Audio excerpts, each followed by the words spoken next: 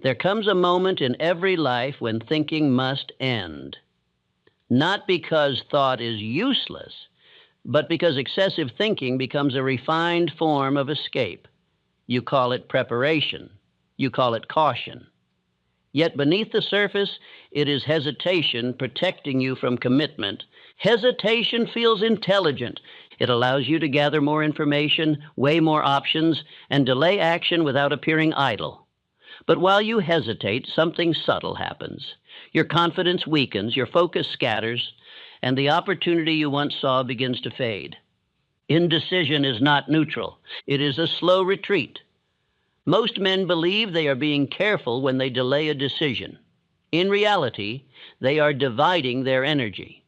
Every option they keep open drains their commitment to any single path.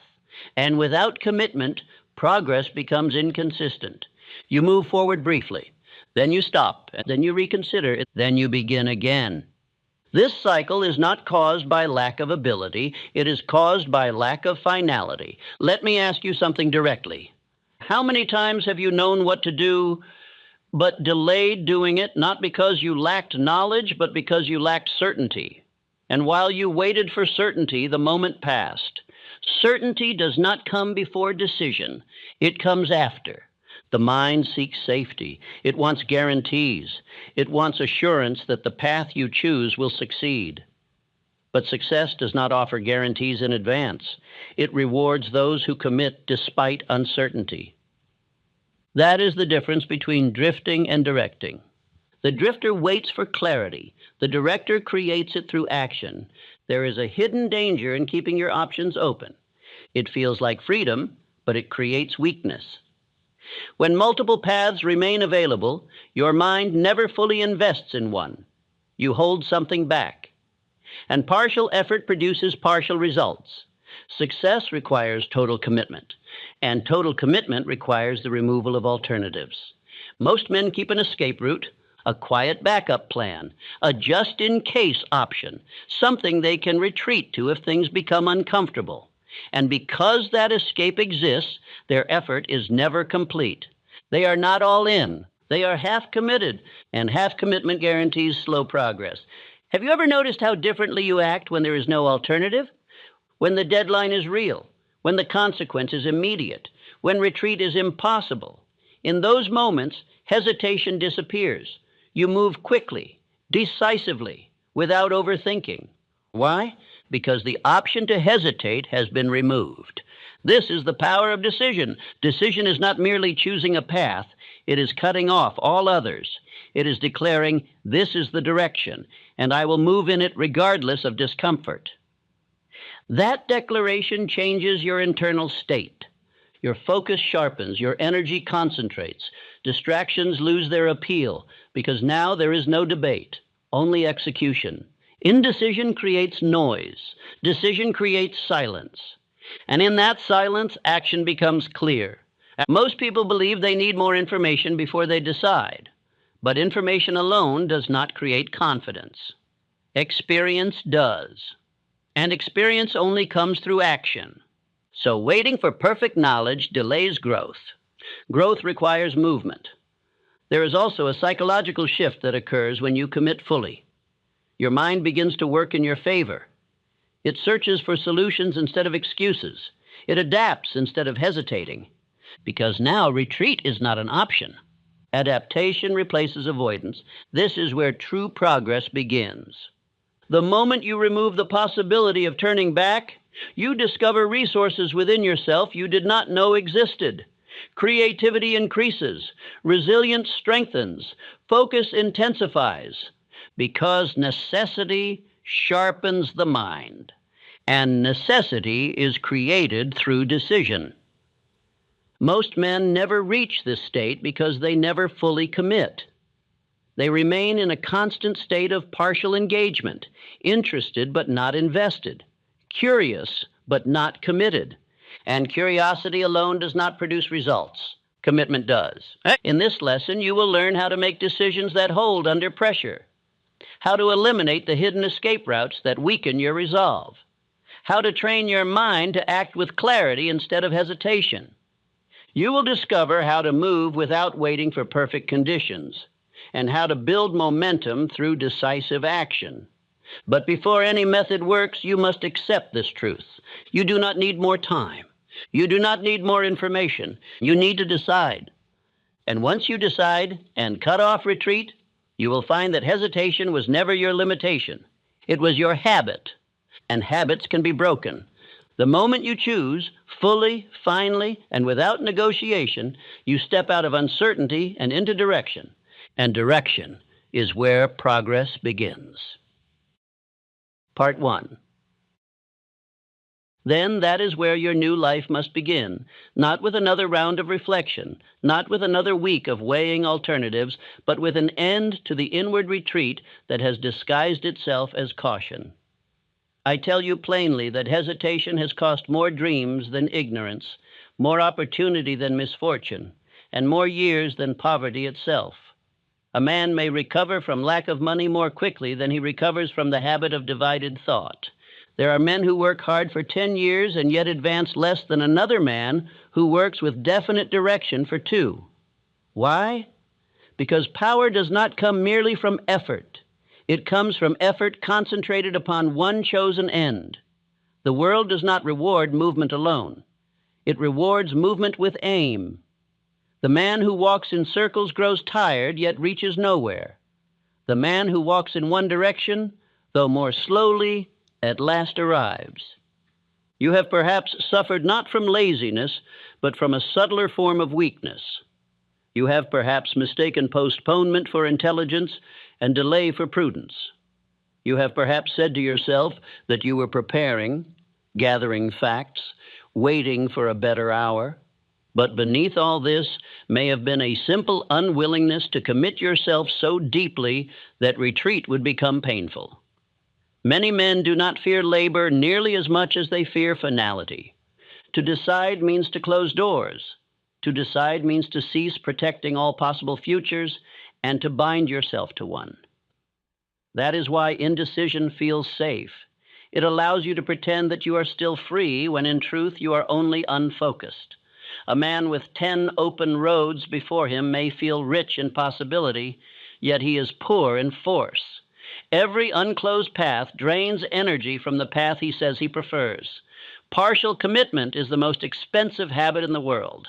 And I want you to understand that all achievement begins with thought, but thought that never hardens into decision remains a ghost of power, not power itself.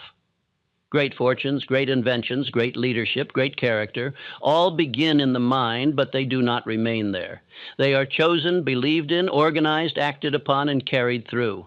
That is why I have long taught that desire, faith, decision, and persistence are not ornaments to success. They are its very bones.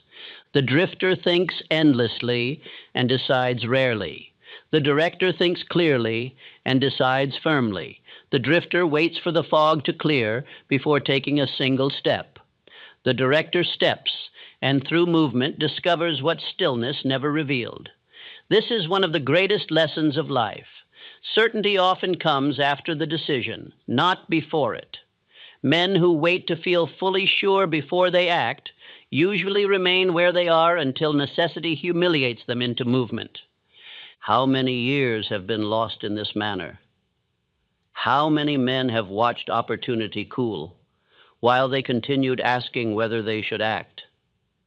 How many have known inwardly what ought to be done, yet delayed because they could not secure a guarantee from life in advance? Let me answer plainly. More than 10 years are lost this way by countless men. 20 years are lost by those who repeat the habit. 30 years are lost by those who build a whole identity around hesitation and call it realism. You save 10 years the moment you refuse to keep reopening questions that ought to have been settled long ago. You save 10 years when you cease asking each season whether you should become disciplined, serious, purposeful, and exacting with yourself. You save 10 years when you finally say, "This is my course, and I will now spend my strength in it." Most men are not short of effort. They are short of finality. They start with emotion and then negotiate with discomfort until the old pattern returns. What is required then is not more wishing, but a stronger form of desire. Burning desire is the starting point of all achievement, and I do not mean by this the bright but brief heat of enthusiasm. I mean a fixed inward fire tied to a definite aim. I mean the kind of desire that makes retreat feel more painful than perseverance. I mean desire that has been accepted by the mind as a ruling force. Such desire simplifies life because it makes lesser temptations lose their charm. Consider Edwin C. Barnes. He did not merely admire Edison. He did not idly dream in passing that it might be pleasant to know him. He decided that he would become his business associate. There is tremendous power in that difference. A weak man says, "It would be nice." A stronger man says, "I will." The first remains a spectator of his own wish. The second begins the transformation of wish into reality. Barnes had no rich appearance, no splendid advantage, but he had decision, and decision altered the arrangement of his whole future. I want that to strike you deeply. He did not say he would try for a while and then reconsider. He did not reserve an inner escape. He did not protect himself with a dozen alternative identities in case the first one proved difficult. He fixed his mind. That is what men fail to do. They want the fruit of decision while keeping the psychology of retreat. But the mind cannot serve two masters. It cannot move with full power toward a goal it still suspects it may abandon. This is why your life has perhaps felt so exhausting. It is tiring to carry many unfinished selves. It is tiring to maintain many possible futures while fully entering none of them. It is tiring to be always nearly decided. Such a life leaks force. Every morning begins with debate. Every obstacle reopens the question. Every criticism weakens conviction. Every discomfort becomes an excuse to reconsider. Soon the mind learns the habit of retreat so well that hesitation begins to feel natural, and decisiveness begins to feel extreme. Yet decisiveness is not extremity. It is order. It is internal government.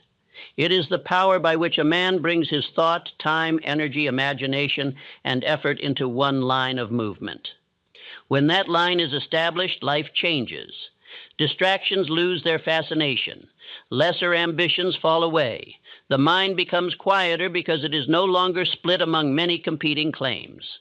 Decision creates silence within. Indecision creates noise. And a noisy mind can never direct great power for long. I speak now to your pain directly, because I know what indecision does to a man.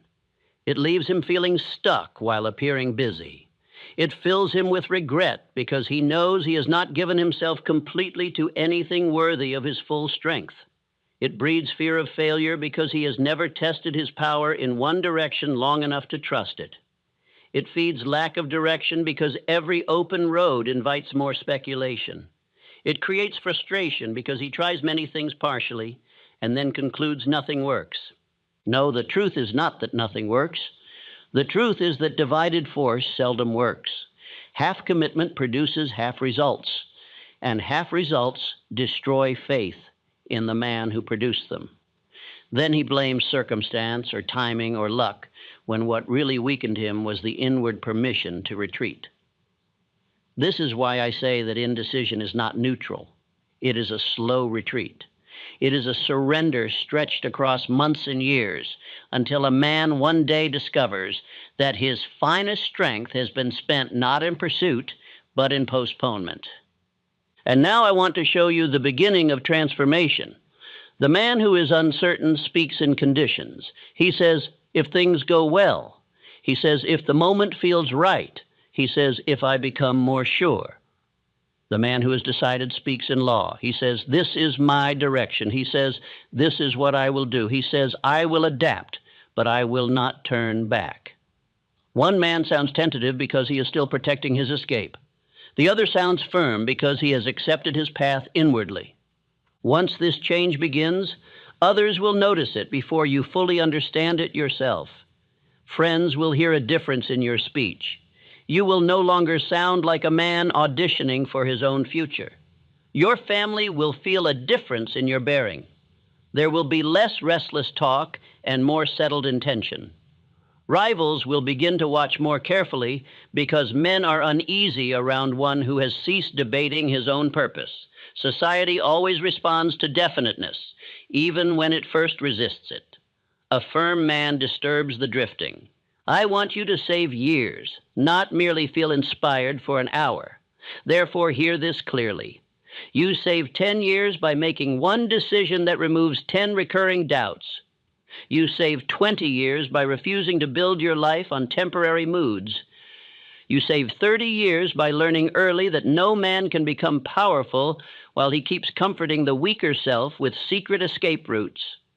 Every great life is narrowed before it is enlarged.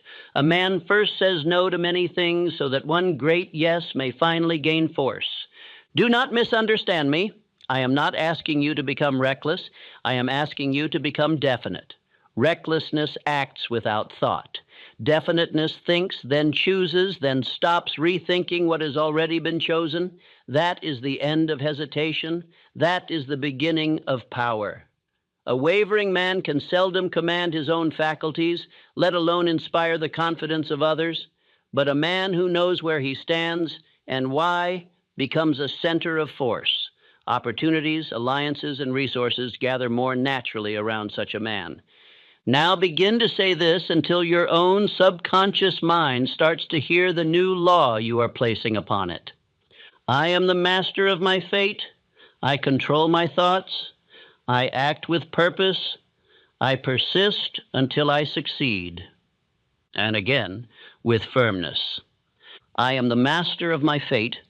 I control my thoughts. I act with purpose. I persist until I succeed. And this also you must say until it begins to define your conduct. I am the type of person who is disciplined, focused, confident, successful, and unstoppable. You are not merely speaking words when you do this rightly. You are planting commands. You are beginning to dethrone the hesitant self. You are beginning to tell the deeper mind that drift shall no longer rule this life. That is where your freedom starts. It does not start when every difficulty has been removed. It starts when internal debate is ended. The man who can no longer be bribed by uncertainty becomes dangerous to mediocrity because he has cut off the habit by which mediocrity keeps its servants weak. So decide now that hesitation shall no longer be excused in noble language. Decide now that what has already been made plain shall no longer be endlessly reconsidered. Decide now that your mind is to become a place of command, not continual retreat. Do not merely agree with this thought, accept it as law. The strongest men I have ever studied were not always the most brilliant, nor the most favored by circumstance. But they were the men who learned to decide and then stand by decision until results, opposition, temporary defeat, and time itself were forced to yield. Part 2. Now, once a man has decided, the next contest begins within. For a decision spoken once is not enough if the old habits of thought remain untouched. The conscious mind may choose a direction today, yet the subconscious mind may still be filled with years of fear, hesitation, apology, and retreat. If the deeper mind is not re-educated, it will quietly work against the decision during hours of doubt, fatigue, and criticism. That is why so many men decide sincerely and yet later drift again. The subconscious mind is one of the mightiest powers in human life, yet it does not choose its own material. It accepts what is repeatedly given to it with feeling. If you speak weakness, picture weakness, expect weakness, and behave in weakness, it accepts that pattern and returns it to you as impulse, mood, habit, and tendency. If you speak strength, picture strength, act in strength, and repeat strength with faith, it begins to organize your inner forces in a new direction. It obeys the strongest repeated impression. This is why autosuggestion is not a toy for the sentimental. It is a law of self-direction. Men use it every day, though most use it ignorantly. The